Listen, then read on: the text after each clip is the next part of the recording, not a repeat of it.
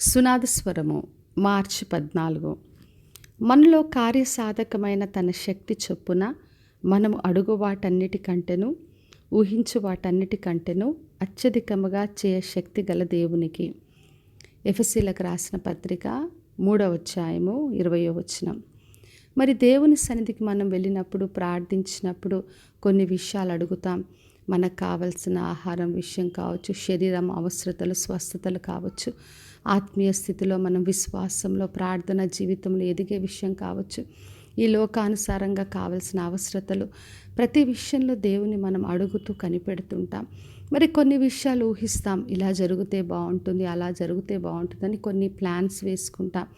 అయితే మన దేవుడు మనం అడుగు వాటికంటేను ఊహించు వాటన్నిటికంటేను అత్యధికంగా చేయగల శక్తిగల దేవుడు. అదే ఈ రోజున వాగ్దానం చేస్తున్నాడు.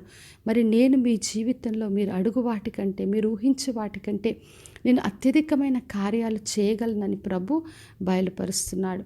అయితే ఎప్పుడు మనం మన జీవితంలో ఇటువంటి కార్యాలను చూస్తాము అంటే, మనలో కార్యసాధకమైన తన శక్తి చొప్పున అంటున్నాడు.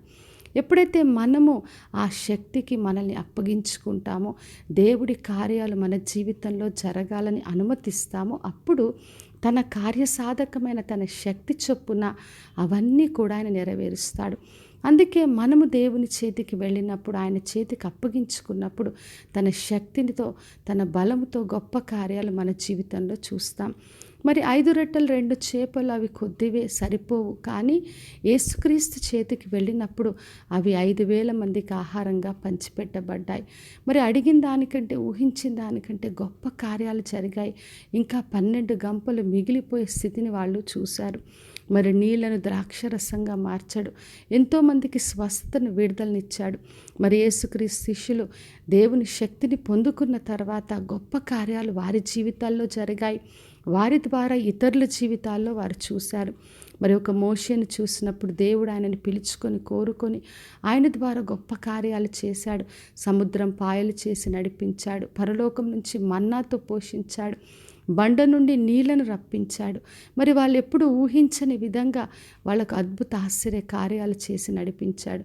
కాబట్టి నా ప్రియ సహోదరి, సహోదర, మన దేవుడు గొప్ప కార్యాలు చేసే దేవుడు.